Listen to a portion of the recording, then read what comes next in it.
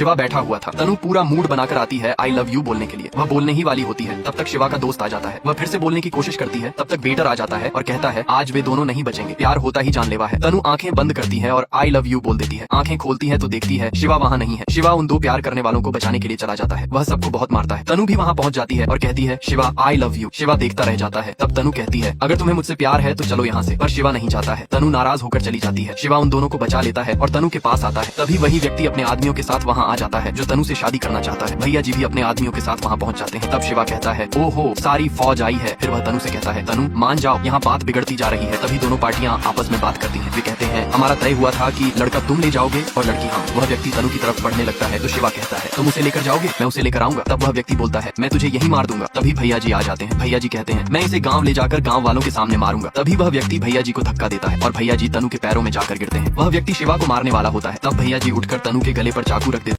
शिवा के पिता तनु के रूम में जाते हैं और कहते हैं शिवा के बारे में सोच रही हो। तब तनु कहती है नाम मत लो उसका, मैंने दिल से उसे आई लव यू कहा था। शिवा के पिता कहते हैं तुम उसके बारे में कुछ नहीं जानती, दरअसल वह शिवा है ही नहीं। फिर वे उसके बारे में बताने लगते हैं। कॉलेज में राम का एक दोस्त था जिसका नाम शिवा था। राम उसके लिए अपनी जान देने को तैयार रहता था। एक दिन किसी ने शिवा की कॉलर पकड़ ली तो राम उस लड़के के साथ झगड़ा करने चला गया। तभी एक लड़का शिवा के पास आता है और कहता है राम उस लड़के को पीटने गया है जिसने तेरी कॉलर पकड़ी थी। शिवा राम के पास जाता है और उसे समझाने की कोशिश करता है। एक दिन राम सिगरेट पी रहा था। शिवा ने राम के हाथ से सिगरेट ली और खुद पीने लगा, लेकिन उसे खांसी आने लगी। राम ने कहा जब तुझे पीना नहीं आता तो क्यों पीता है। शिवा ने मुस्कुराते हुए जवाब दिया अच्छा पूरी पीकर तू पहले जाना चाहता है, अरे जिएंगे तो साथ में और मरेंगे भी साथ में। एक दिन शिवा और राम के पिता बैठे हुए थे। राम और शिवा बाहर जा रहे थे। तब शिवा के पिता ने कहा कॉफी पीकर जाओ। शिवा ने मना करता है। शिव के पिता कहते हैं राम कॉफी नहीं पीता। तो राम के पिता हंसते हुए बोले कॉफी छोड़कर वह सब कुछ पीता है। राम दोस्तों के साथ बैठकर शराब पी रहा था तो शिवा भी पीने लगा। ज्यादा पीने की वजह से शिवा होश खो बैठा। तब राम ने कहा चल मैं तुझे घर छोड़ दूं। शिवा ने मुस्कुराते हुए कहा राम तू हमेशा खुश रहना। कुछ दिन बाद शिवा बुक्स लेने गया। राम वहीं उसका इंतजार कर रहा था। तभी राम ने देखा कि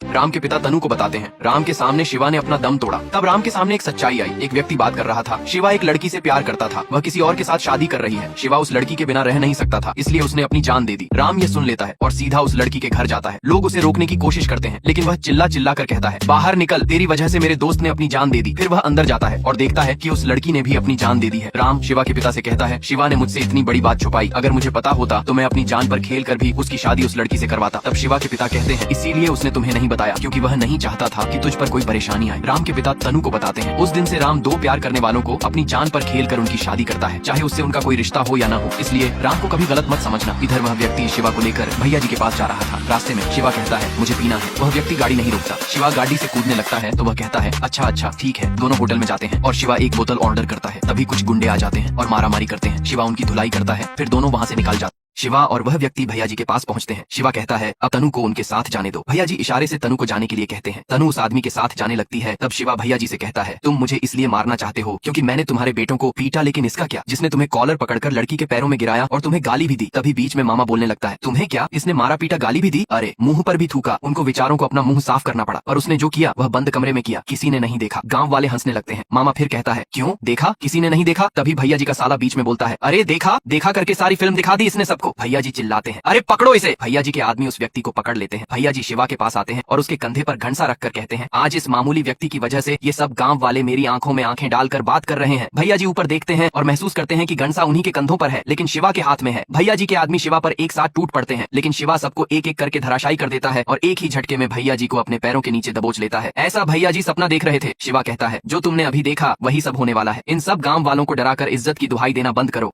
भैया जी गांव वालों से माफी मांगते हैं और शिवा से कहते हैं तुम उस लड़की को लेकर जाओ। तभी वह व्यक्ति कहता है तुम उस लड़की को नहीं ले जा सकते। शिव कहता है तनु को यहाँ से ले जाना मेरा 5 मिनट का काम है, पर तू हमेशा कीड़े की तरह हमारी जिंदगी में रेंगता रहेगा, इसलिए आज हम दोनों में से एक रहेगा। शिवा तनु को उस व्यक्ति के पास धकेल देता है। फिर वह उसे बहुत मारता है और कहता है ये तनु तेरा लक नहीं है, क्यों नहीं समझता। शिवा फिर मारता है। वह व्यक्ति ग्रिल के ऊपर गिरने वाला होता है। शिवा पकड़ लेता है और कहता है अब देखा तुझे मैंने बचाया है, तेरे लक ने नहीं। तो वह व्यक्ति कहता है मेरे लक ने ही मुझे बचाया है, देखो वह यहाँ नहीं होती तो मैं नहीं बचता। तब तनु को गुस्सा आ जाता है और वह पिस्टल उठाती है और कहती है अरे ओ पागल आदमी, आज मैं तुझे नहीं छोड़ूंगी। शिवा तनु को पकड़ता है। तनु नहीं मानती। दोनों में खींचातानी होती है और गोली चल जाती। 3 महीने बाद वही व्यक्ति अपने आदमियों के साथ किसी मॉल में था। वहीं पर तनु शिवा से मिलने आ रही होती है। वे दोनों जा रहे होते हैं। तभी सामने से वही व्यक्ति आ जाता है। शिवा उससे पूछता है हेलो यहाँ कॉफी शॉप कहाँ है। वह व्यक्ति कहता है 3rd फ्लोर पर, बोलकर आगे निकल जाता है। दरअसल उस दिन जब गोली चली थी वह उसी व्यक्ति के दिमाग पर लगी थी और तभी से उसकी याददाश्त चली गई थी। शिवा कहता है सचमुच तुम उसके लिए लकी हो, उसकी जान तो बच गई लेकिन याददाश्त चली गई। अगर उसे फिर से तुम्हारी याद आई तो उसकी खैर